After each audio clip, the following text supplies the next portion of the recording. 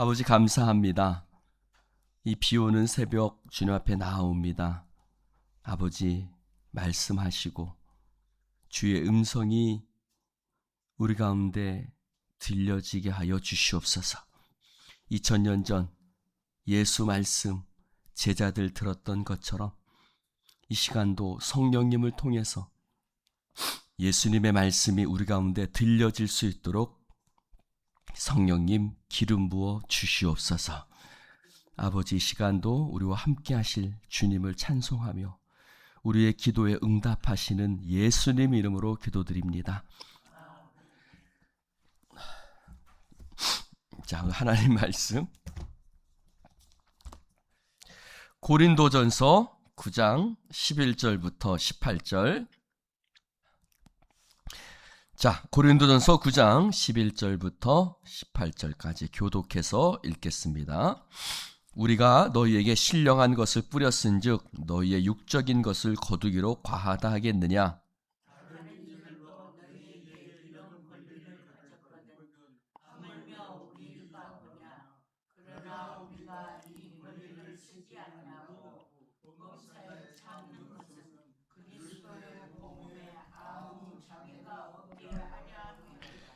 성전의 일을 하는 아이들은 성전에서 나는 것을 먹으며 제단에서 섬기는 이들은 제단과 함께 나누는 것을 너희가 알지 못하느냐?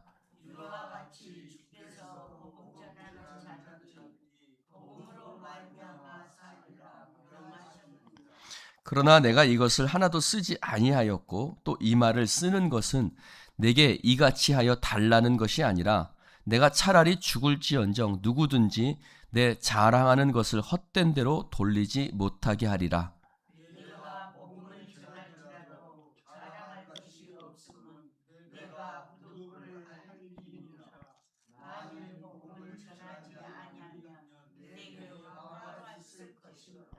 내가 내 자의로 이것을 행하면 상을 얻으려니와 내가 자의로 아니한다 할지라도 나는 사명을 받았노라.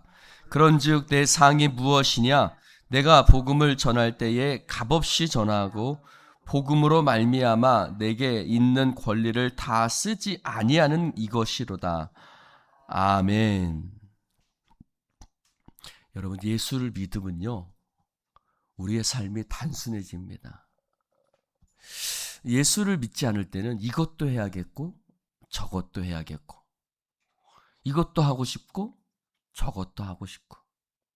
근데 예수님을 믿은 후에는 삶이 단순해지고 분명해지고 명료해집니다.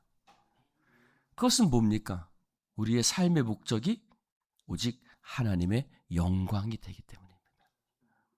사도 바울도 마찬가지죠. 사도 바울도 많은 자랑거리를 갖고 있었지만 그러나 그 모든 것을 배설물로 여김은 내가 그리스도를 얻고 할렐루야 그 안에서 발견되려 함이니 그는 오직 예수를 얻고 그것이 그의 인생의 목적이 된 거죠. 오늘 사도 바울은 그래서 이 고린도 교회가 자신을 향해서 오해하고 있는 부분들에 대한 이야기를 하면서 복음에 대한 이야기를 내가 왜 그렇게 했는가를 이야기하고 있습니다. 자, 11절을 보면 여러분 우리가 성경에 보면 씨 뿌리는 비유가 나옵니다. 그 씨 뿌리는 비유가 예수님의 비유 가운데 나오는데 씨 뿌리는 비유는 무엇을 뿌린다는 겁니까? 하나님의 말씀을 뿌린다는 것이죠. 그래서 11절에도 내가 뿌렸다라고 표현하는 거예요. 내가 신령한 것을 뿌렸다. 그러니까 당시 씨를 뿌린다 라고 말하는 말은 복음을 전한다. 그런 말로 통용이 됐던 거죠. 그래서 신령한 것을 뿌렸은즉 육적인 것을 거두기로 과하다 하겠느냐. 13절에도 성전의 일을 하는 이들은 성전에서 나는 것을 먹고 제단에서 섬기는 자들은 제단의 함과 함께 나누는 것을 알지 못하느냐. 또 14절에도 이와 같이 주께서도 복음 전하는 자들이 복음으로 말미암아 살리라. 우리나라는 성경은 좀 이렇게 좀 약간 신령하게 표현들을 합니다. 그러나 원뜻은 복음으로 말미암아 생계를 유지할다라고 쓰여져 있습니다. 즉 예수님도 복음으로 생계를 유지하게 하셨다는 것이죠. 마태복음 10장 10절 암송해 보십시오. 마태복음 10장 10절 여행을 위하여 배낭이나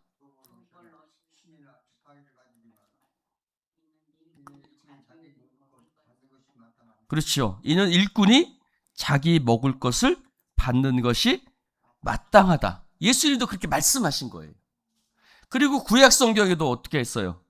레위인들에게는, 제사장들에게는 다른 기업이 없었어요. 오직 여호와가 그의 기업이 되게 하셨고 제단과 제사에서, 그래서 레위인들이 먹을 것은 이것이니 화제라, 덥적다리, 이런 쭉 말씀들이 레위기와 신명기에 나오죠. 민수기 18장, 신명기 18장에 나옵니다. 한 군데 한번 찾아볼까요?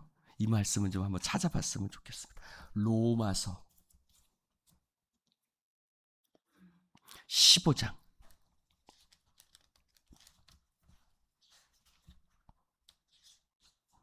로마서 15장.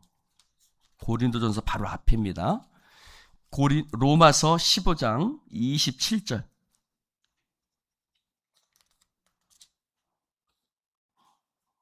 로마서 15장 27절을 한번 읽어볼까요? 로마서 15장 27절 시작. 저희가 기뻐서 하였거니와 또한 저희는 그들에게 빚진 자니 만일 이방인들이 그들의 영적인 것을 나눠 가졌으면 육적인 것으로 그들을 섬기는 것이 마땅하다. 자, 영적인 것을 나눠 가졌으면, 즉 하나님의 말씀을 들었고, 그렇죠? 그 복음의 씨가 뿌려지고 그런 영적인 것을 그들이 나눠 가졌으면 무엇으로? 육적인 것으로 그들을 섬기는 것이 마땅하다. 사도 바울도 이렇게 가르쳤죠. 영적인 것을 나눠 가졌으면 육적인 것을 섬기는 것이 마땅하다.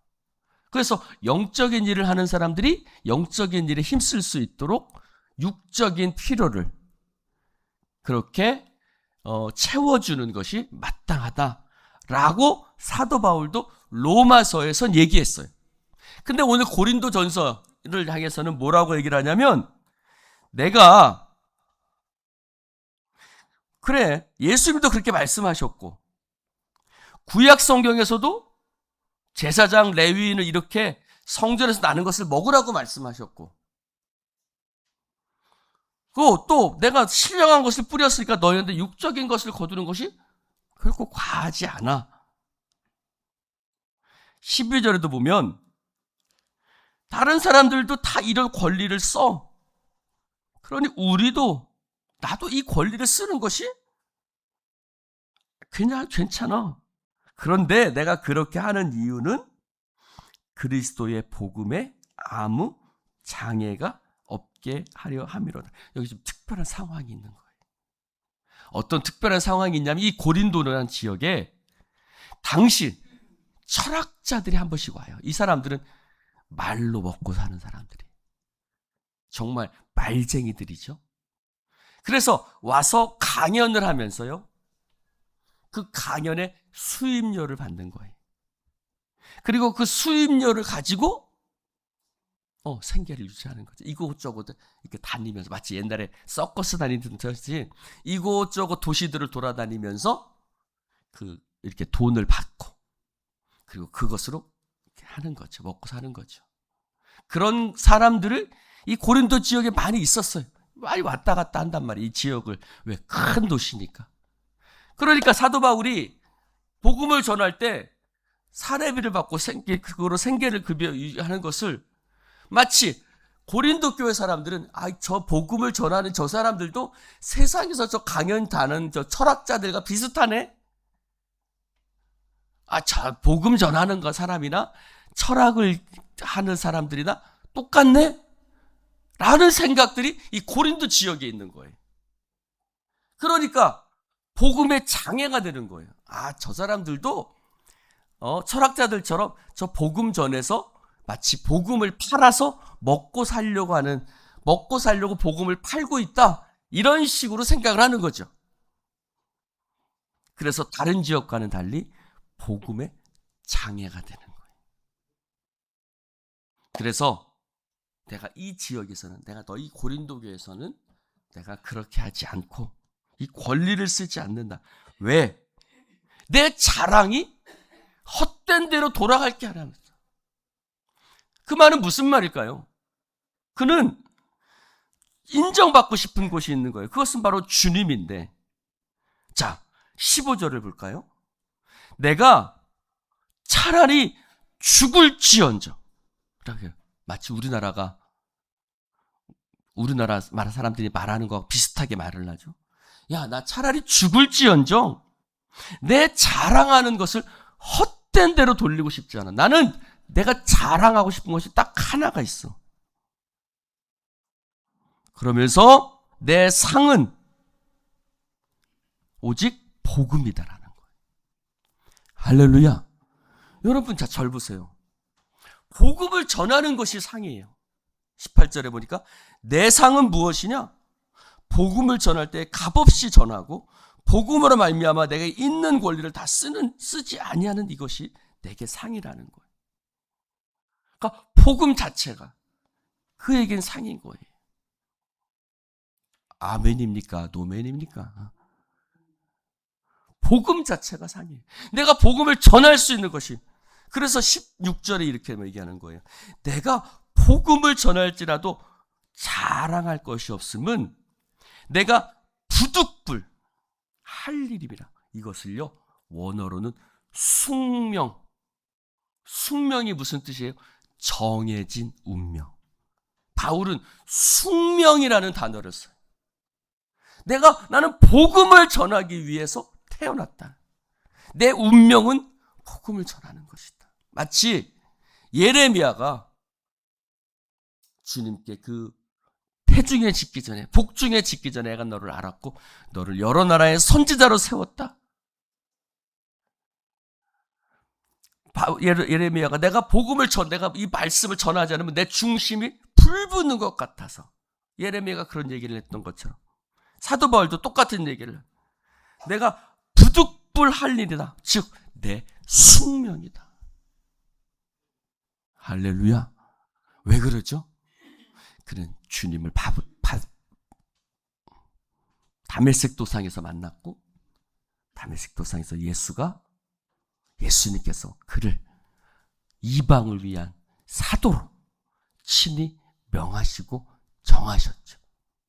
그래서 그는 자신의 숙명이라고, 자신의 운명이라고, 나는 정해진 운명이야, 나는 복음을 전하라고 정해진 운명이야. 할렐루야. 분명한 거예요. 내가 왜, 무엇 때문에 살아야 하는지. 여러분, 저는 이것을 보면서 참 바울은 행복한 사람이다. 젊은 애들 볼 때마다 양희은이 나와서요, 그런 얘기를 한 적이 있어요. 사람들이 젊을 때로 돌아가고 싶다고 얘기를 하는데 나는 젊을 때로 돌아가고 싶지 않다. 그러면서 하는 얘기가, 그때는 고민이 많은 거예요. 이것을 해야 될지 저것을, 자기가 뭘 해야 될지, 무슨 꿈을 꿔야 될지 모르니까 그 방황하는 것이 싫다. 나는 지금이 좋다. 근데 사도 바울은요, 분명한 거예요.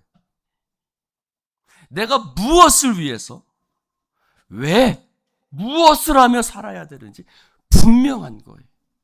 여러분, 그런 분명한 것을 가진 인생은 너무나 행복한 인생이죠. 왜 살아야 되는지 아는 거예요. 무엇 때문에, 어디를 향해 달려가야 될지 아는 거예요. 여러분, 대부분 사람들이 그것을 몰라요.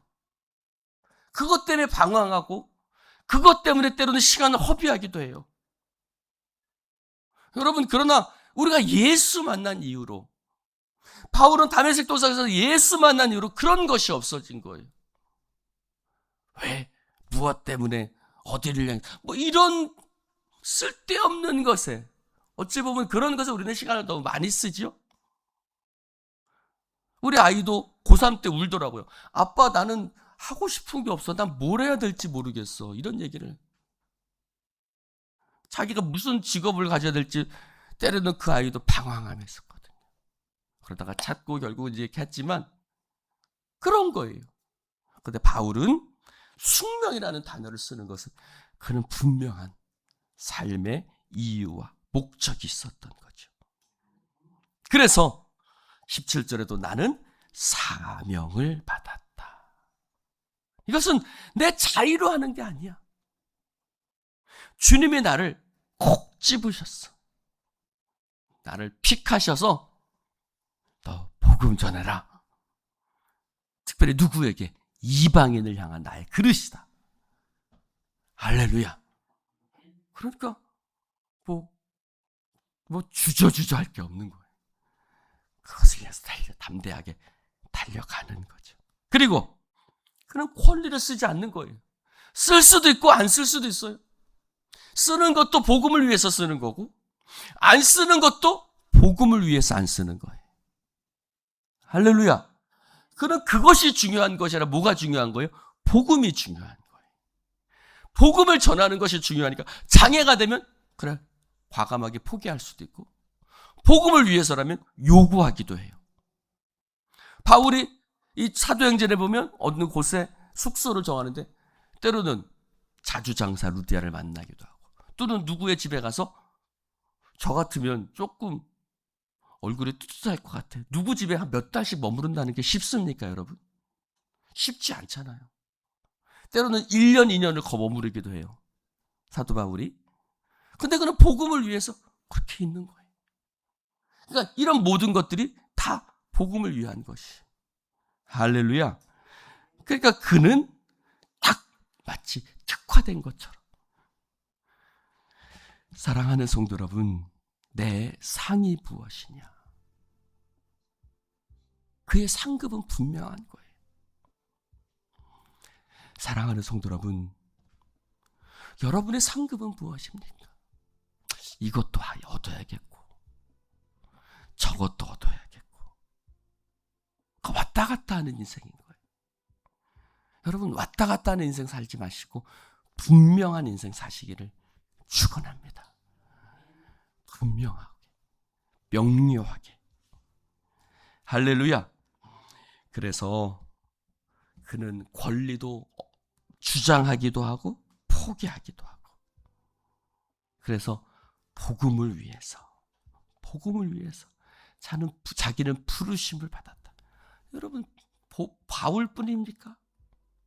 우리도 복음을 위해서 부르심을 받았죠.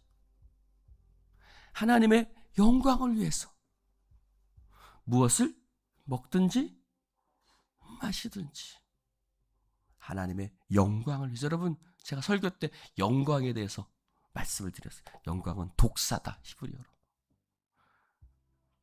무엇을? 분명하게 판단하는 거다. 판결하는 거다. 즉 분명하게 하나님 믿는 것이 무엇인지 드러내는 것. 그것이 하나님의 영광이다. 여러분 여러분의 삶을 통해서 하나님을 믿는 하나님이 어떤 분이신지 분명하게 드러내면 그게 복음 전하는 거예요. 할렐루야. 그런 분명함이 있는 거죠. 여러분의 삶의 목적은 한 가지입니다. 우리의 삶의 목적은 한 가지. 오직 복음과 하나님의 영광인 줄로 믿습니다. 기도합시다. 아버지, 바울과 같은 인생을 살고 싶습니다. 주님, 그는 분명히 했습니다. 내가는 복음을 전하는 것이 나의 숙명이다. 주님께서 나를 위해서 그것을 정하셨고 그러나 나는 이 땅에 상급 없고 내가 복음이 상급이며 복음을 위해서 내 권리를 쓰지 않는 것이 상급이라고 사도 바울은 담대하게 이야기합니다. 아버지, 그 분명함이 우리 가운데 있기를 원합니다. 하나님 역사하시고 성령님이 오시면 성령님이 임하시면 예수님의 제자들은 그렇게 분명한 삶을 살았습니다. 성령님 우리를 주장하고 다스려 주시옵소서. 우리와 함께 하시는 주님, 이 새벽에도 어떤 세상에 어떤 환경에 따라 내 삶이 이리 뒤뚱 저리 뒤뚱하는 그런 사람 되지 말게 하시고 오직 하나님 나라와 영광을 위해서, 복음을 위해서 담대하게 나아가게 하여 주옵소서. 감사드리며 예수님 이름으로 축복하며 기도드리옵나이다.